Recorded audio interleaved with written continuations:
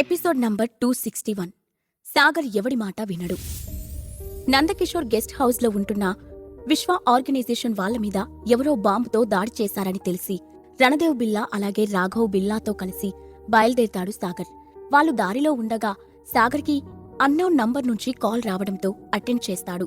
అవతలి వ్యక్తి గొంతు సాగర్కి పరిచయం లేకపోవడంతో ఆ వ్యక్తి అడిగిన ప్రశ్నకు సూటిగా సమాధానం చెప్పకుండా మీరెవరో నేను తెలుసుకోవచ్చా అని తిరిగి ప్రశ్నించాడు. నేను ఎవరనేది నీకు ఇలా ఫోన్లో చెప్పను, కానీ నీకు నా గురించి తెలుసుకోవాలని ఇంట్రెస్ట్ ఉంటే ఖమ్మంలో ఉన్న గెలాక్సీ హోటల్కి రా. నేను నీకోసం వెయిట్ చేస్తూ ఉంటాను.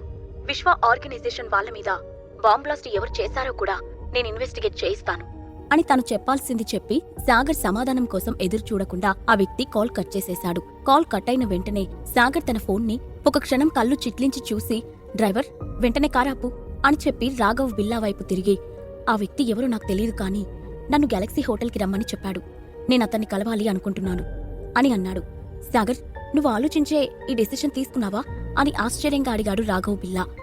అవతల వ్యక్తి ఎవరో, అతని సామర్థ్యం ఏమిటో పూర్తిగా తెలియకుండా సాగర్ అతన్ని కలవడం మంచిది కాదని రాఘవ్ బిల్లా అభిప్రాయపడ్డాడు. కాని అతని మనసులో మాట చెప్పకుండా సాగర్ డెసిషన్ని మరొకసారి ఆలోచించమన్నట్టుగా అన్నాడు. నన్ను కలవాలి అనుకుంటున్న వాళ్ళని నేనెందుకు కాదంటాను, వెళ్లి ఒకసారి కనిపించేసి వస్తాను అని నవ్వుతూ చెప్పాడు సాగర్. రాఘవ్ బిల్లా సాగర్ నిర్ణయానికి అడ్డు చెప్పకుండా సరే నీ ఇష్టం అని చిన్నగా తల ఊపుతూ డ్రైవర్ వెంటనే కార్ స్టార్ట్ చేసి యూటర్న్ తీసుకుని గెలాక్సీ హోటల్కి పోని అని చెప్పాడు. ఆ తర్వాత మళ్లీ సాగర్ వైపు తిరిగి మీరు హోటల్ నుండి బయటకు వచ్చేంత వరకు మేము బయట వెయిట్ చేస్తూ ఉంటాము. ఏదైనా ఎమర్జెన్సీ అయితే మాకు వెంటనే కాల్ చేయండి అని అన్నాడు. సరే అని సాగర్ అనగానే రణదేవ్ బిల్లా వెనక్కి తిరిగి సాగర్ని కళ్ళు చిన్నవి చేసి చూస్తూ మాస్టర్ సాగర్, మీరక్కడికి ఒంటరిగా వెళ్లడానికి వీల్లేదు. మీకు వాళ్ళు ఎవరో కూడా తెలీదు. వాళ్ళు మీ మీద అకస్మాత్తుగా దాడి చేస్తే వాళ్ళని ఎదిరించే ధైర్యం మీకు ఉందేమో, కానీ నేను మాత్రం మీరు ఒంటరిగా వెళ్లడానికి ఒప్పుకోను అంటూ మొండికేశాడు. హమ్మో, వీడి అభిమానాన్ని తట్టుకోలేకపోతున్నాను అని సాగర్ మనసులో అనుకుంటూ ఒకవేళ నీకు నన్ను అక్కడికి ఒంటరిగా పంపడం ఇష్టం లేకపోతే నువ్వు కూడా నాతో పాటు రావచ్చు, అంతేకాని నేనక్కడికి వెళ్లకుండా నువ్వు ఆపలేవు అని తేల్చి చెప్పేశాడు. తను గట్టి నిర్ణయం తీసుకున్న తర్వాత సాగర్ ఎవరి మాట వినడు అని రణదేవ్ బిల్లా మనసులో అనుకుని సైలెంట్ అయిపోయాడు. దాదాపు 1 గంట తర్వాత రాఘవ్ బిల్లా వాళ్ల కార్ గెలాక్సీ హోటల్ ముందు ఆగింది. సాగర్ రణదేవ్ బిల్లా ఆ కారు నుండి అడుగు బయట పెట్టగానే దాదాపు 1 అరడజన్ మంది మనుషులు వాళ్ళని చుట్టుముట్టారు. వాళ్లలో ఒక వ్యక్తి ముందుకొచ్చి సాగర్ అంటే మీరేనా అని మర్యాదగా అడిగాడు. కాని సాగర్ సమాధానం చెప్పబోయే లోపే మళ్లీ తన పక్కనే ఉన్న రణదేవ్ని చూసి మీరు బిల్లా ఫ్యామిలీ వారసుడు కదా అని ప్రశ్నించాడు. రణదేవ్ బిల్లా ఆ వ్యక్తుల వైపు చిరాగ్గా చూస్తూ హా అది నేనే, అయినా మీరు మా మాస్టర్ని ఎందుకు వెతుకుతున్నారు, ఏంటి సంగతి అని కనుబొమ్మలు ఎగిరేస్తూ పొగరుగా అడిగాడు. సాగర్ ముందు రణదేవ్ బిల్లా వినయంగా ఉన్నప్పటికీ అతని కోపం అలాగే పొగరు ఏమాత్రం తగ్గలేదు. ఖమ్మంలో తమ ఫ్యామిలీని ఎదిరించగలవాడు ఎవడూ లేడని అతనికి గట్టి నమ్మకం. అందుకే ఎప్పుడు దురుసుగా ప్రవర్తిస్తూ ఉంటాడు. రణదేవ్ బిల్లా యాటిట్యూడ్ ని ఏమాత్రం లెక్క చేయని ఆ వ్యక్తి సాగర్ వైపు చూస్తూ దయచేసి లోపలికి రండి, మా సార్ మీకోసం చాలాసేపటి నుండి లోపల వెయిట్ చేస్తూ ఉన్నారు అని ఎంట్రన్స్ వైపు చేయి చూపించాడు. సాగర్ అడుగులు ముందుకు వేస్తుంటే వెంటనే 2 వ్యక్తులు అతని ముందు అలాగే అతని వెనక నిలబడి సాగర్ కి ప్రొటెక్షన్ ఇస్తున్నారు. అది చూసి రణదేవ్ బిల్లా హడావుడిగా సాగర్ పక్కకు వెళ్లి అతనితో సమానంగా అడుగులు వేయడం మొదలుపెట్టాడు. సాగర్ ఆ వ్యక్తులను పరిశీలనగా చూసిన తర్వాత ఆశ్చర్యపోయాడు. ఎందుకంటే వాళ్ళందరూ కూడా కల్టివేటర్స్, పైగా వాళ్ళు శూన్య స్థాయిలో ఉన్నారు. వాళ్ళందర్నీ చూస్తూ ఉంటే సాగర్కి లోపల ఉన్న వ్యక్తి ఎవరో తెలుసుకోవాలని కుతూహలం ఎక్కువైపోతూ ఉంది. సాగర్ని ఆ వ్యక్తులు 8th ఫ్లోర్లో ఉన్న ఒక రూమ్ దగ్గరికి తీసుకువెళ్లారు. ఆ తర్వాత వాళ్ళ హెడ్ ముందుకు వంచి సార్ మేమిక్కడే ఉంటాము, మీరు లోపలికి వెళ్ళండి అని వినయంగా అన్నారు. సాగర్ సరే అన్నట్టుగా తల ఊపి తన ఎదురుగా ఉన్న రూంలోకి ఎంటర్ అయ్యాడు. రణదేవ్ బిల్లా కూడా అతని వెనక వెళ్లాడు.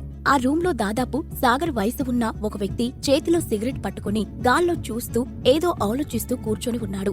అతడు దాదాపు 6.5 అడుగుల ఎత్తు ఉండవచ్చని సాగర్ అంచనా వేశాడు. అతని మొహం కూడా చాలా గంభీరంగా ఉంది.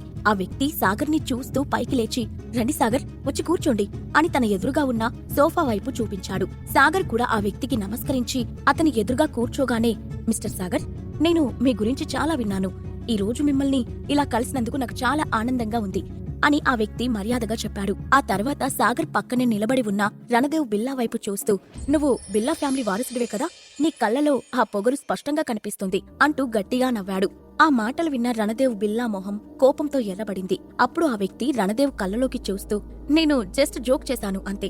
అయినా ఇన్ని సంవత్సరాలుగా ఖమ్మం మార్కెట్ ని ఏలుతూ ఉన్న ఫ్యామిలీ వారసుడికి ఆ మాత్రం పొగరు ఉండాలి అని చెప్పి రణదేవ్ని కూడా కూర్చోమని సైగ చేసి సాగర్ని చూస్తూ, ముందు నన్ను నేను పరిచయం చేసుకుంటాను. నా పేరు ప్రమద్వర వసు. నేను ఇక్కడికి మిమ్మల్ని కలవడానికి వచ్చాను అని నవ్వుతూ అన్నాడు.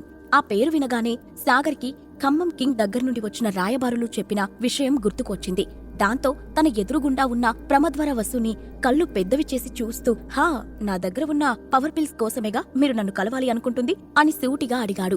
అది విన్న ప్రమద్వర వసు ఆశ్చర్యం నుండి తేరుకుంటూ, మిస్టర్ సాగర్, మీరు చాలా స్ట్రైట్ ఫార్వర్డ్ పర్సన్ లాగా ఉన్నారు. మీ వ్యక్తిత్వం నాకు బాగా నచ్చింది. నేను కూడా దాపరికం లేకుండా విషయం సూటిగా చెప్తాను అని అన్నాడు. సాగర్ ఏం మాట్లాడకుండా అతను చెప్పే విషయం కోసం ఎదురుచూస్తూ మౌనంగా ఉన్నాడు. అప్పుడు ప్రమద్వర వసు రిలాక్స్డ్ గా చైర్ కి ఆనుకొని, నేను ఖమ్మంకి రావడానికి వెనుక 2 ముఖ్యమైన కారణాలు ఉన్నాయి. మొదటిది, మీ దగ్గర నుండి పవర్ పిల్స్ ని తీసుకోవడం. రెండవది, మిమ్మల్ని మా ఇంటికి అతిథిగా ఆహ్వానించడం అని సింపుల్ గా చెప్పాడు.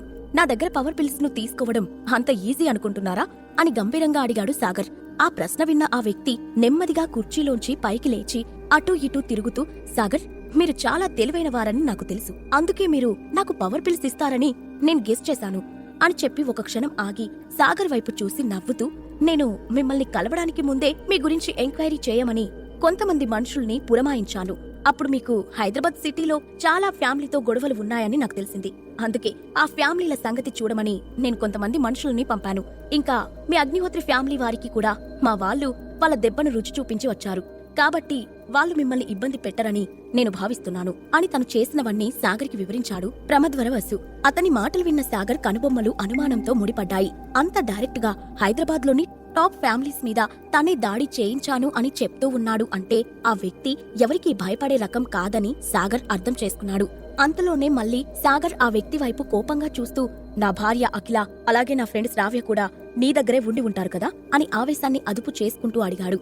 సాగర్ ఎక్స్ప్రెషన్ చూసిన ఆ వ్యక్తి సాగర్ తనని తప్పుగా అర్థం చేసుకున్నాడు అనుకోని, మిస్టర్ సాగర్, ఆ చీప్ డాన్ హాల్ మనుషులు మీ వైఫ్ ని అలాగే మీ ఫ్రెండ్ ని బంధించి ఉంచారు. వాళ్ళను కాపాడ్డానికి నేను నా మనుషుల్ని పంపించాను. మీరు వాళ్ళ గురించి దిగులు చెందాల్సిన పనేం లేదు. ఎందుకంటే వాళ్ళు హైదరాబాద్లో నా మనుషుల పరిరక్షణలోనే ఉన్నారు. వాళ్ళకి ఇప్పుడు ఎటువంటి ప్రమాదమూ లేదు అని హడావుడిగా చెప్పాడు ఆ వ్యక్తి. అది విన్న తర్వాత సాగర్ ఇంకేం మాట్లాడలేదు. కానీ అతని కళ్ళలో మాత్రం డిసప్పాయింట్మెంట్ స్పష్టంగా కనిపిస్తుంది. దాంతో ఆ వ్యక్తి మళ్లీ సాగర్ని ఎలాగైనా ఇంప్రెస్ చేయాలి అని అనుకుంటూ, మిస్టర్ సాగర్, నేను మీతో ఫ్రెండ్షిప్ చేయాలి అని అనుకుంటున్నాను. మీరు కనుక నాతో చేతులు కలిపారు అంటే చీకటి రాజ్యంలో మీకు ఎటువంటి ఇబ్బంది లేకుండా చూసుకునే బాధ్యత నాది. నాకు కావలసిన సహాయం మీరు చేస్తూ ఉంటే మీరు ఏం సాధించాలనుకున్నా దానికి నేను ఎప్పుడూ సపోర్ట్గానే ఉంటాను అని తను అనుకున్నది సూటిగా చెప్పాడు. అతని మాటలు విన్న తర్వాత కూడా సాగర్ మొహంలో ఎటువంటి ఎక్స్ప్రెషన్ లేదు. కానీ రణదేవ్ బిల్లా మాత్రం మొహం చిట్లించాడు. ఎందుకంటే ప్రమద్వర వసు డీల్ మాట్లాడుతున్నట్టే ఉంది. కానీ ఒకవేళ ఆ డీల్ కి సాగర్ ఒప్పుకోకపోతే సాగర్ ని కూడా అతను నాశనం చేసేస్తాడు. దాంతో ఇతను డీల్ మాట్లాడేది తక్కువ, బ్లాక్మెయిల్ చేసేది ఎక్కువలా ఉంది అని మనసులోనే అనుకున్నాడు రణదేవ్ బిల్లా. అదే సమయంలో లాంగ్వేజీ అకాడమీ కాన్ఫరెన్స్ రూమ్ లో ముఖ్యులందరూ అక్కడి హెడ్ తో జరగబోయే సమావేశానికి సిద్ధంగా ఉన్నారు. వాళ్ళందరూ తలలు దించుకొని తమలో తాము మాట్లాడుకుంటూ ఉన్నారు. మైలతో కలిసి పోరాటం చేయటం అంత తేలిక కాదు. మనం ఒక చిన్న తప్పు చేసినా మన వాళ్ళు అందరూ ప్రాణాలు కోల్పోవాల్సి వస్తుంది అని ఒక వ్యక్తి అనగానే, అవును, వాళ్ళు ఈసారి ఇవిల్ ప్రోటోసిస్ కింగ్ తో చేతులు కలిపి సీల్ ని కూడా బ్రేక్ చేయాలని చూశారంట. మనం ముందుగానే అన్నిటికీ సిద్ధమై ఉండాలి అని అన్నాడు మరో వ్యక్తి. వాళ్ళిద్దరూ మాట్లాడుకుంటూ ఉండగా మధ్యలో బలదేవ్ కల్పించుకుంటూ, ఆ సీల్ ని మన పెద్దలందరూ అమెరికల ద్వారా బలోపేతం చేశారు. మనలో అమెరికల గురించి తెలిసిన వాళ్ళు చాలా తక్కువ మంది ఉన్నారు అని అనగానే, మీరందరూ కాస్త సైలెంట్ గా ఉండండి. ముందు కశ్యప్ ఏం చెప్తాడో చూసి ఆ తర్వాత ఏం చేయాలో డిసైడ్ చేద్దాం అని అరుస్తున్నట్టుగా చెప్పాడు వీరేంద్ర. అక్కడికి వచ్చిన వాళ్ళందరినీ అతను పరిశీలనగా చూస్తూ ఉన్నాడు. పెయింటింగ్ సెక్టార్ కి సంబంధించిన మాలిని తప్ప అందరూ అక్కడికి రావడంతో ముఖ్యమైన మీటింగ్ అని చెప్పినా కూడా ఆమె ఇక్కడికి ఎందుకు రాలేదు, తనకి కొంచెం కూడా బాధ్యత లేకుండా పోయింది అంటూ తనలో తానే చిన్నగా అనుకున్నాడు వీరేంద్ర. 10 నిమిషాల తర్వాత గంభీరమైన మొహంతో కశ్యప్ కాన్ఫరెన్స్ రూమ్ లోకి ఎంటర్ అయ్యాడు. అతడిని చూడగానే అందరూ అడగకుండానే తమ మైండ్ లో ఉన్నది చెప్పడం మొదలు పెట్టారు. మనం బయట నుంచి వస్తున్న ఆ మైలుతో పోరాడడమే కాదు, ఎప్పటి నుండో మనకు శత్రువులుగా ఉన్న మిరియడ్ ఇమేజ్ సెక్టార్ అలాగే అలయన్స్ వాళ్ల నుండి కూడా మన వాళ్ళందరికీ రక్షణ కల్పించాలి అని గట్టిగా అరిచాడు మార్షల్ సెక్టార్ లీడర్. అది విన్న బలదేవ్ ఆవేశంగా పైకి లేస్తూ, మనం ఒకేసారి ఇద్దరితో ఎలా పోరాడగలం? మనం ఇంకా మన అంతర్గత శత్రువులను పూర్తిగా జయించలేదు. ఇప్పుడేమో ఆ మయులు ఇవిల్ కింగ్ తో దండయాత్రకు సిద్ధమయ్యారు. మనం దీన్ని ఎలా ఎదుర్కోగలం అని గట్టిగా అరిచాడు. మీరందరూ కాస్త సైలెంట్ గా ఉంటారా అని అక్కడ ఉన్న బల్లపై బలంగా కొడుతూ అన్నాడు కశ్యప్. అంతలో ఆ కాన్ఫరెన్స్ రూమ్ డోర్ ఒక్కసారిగా బద్దలైంది. అప్పుడు ఇద్దరు వ్యక్తులు నెమ్మదిగా నడుచుకుంటూ కాన్ఫరెన్స్ రూమ్ లోకి వస్తూ ఉండగా వాళ్ళ శరీరాల నుండి అమితమైన కాంతి విడుదలవుతుంది. కాన్ఫరెన్స్ రూమ్ లోకి వచ్చిన ఇద్దరు వ్యక్తులు ఎవరు? ప్రమద్వర వస్తుతో ఫ్రెండ్షిప్ చేయడానికి సాగర్ ఒప్పుకుంటాడా? ఈ ప్రశ్నలన్నింటికీ సమాధానాలు తెలియాలంటే నెక్స్ట్ ఎపిసోడ్ వినాల్సిందే.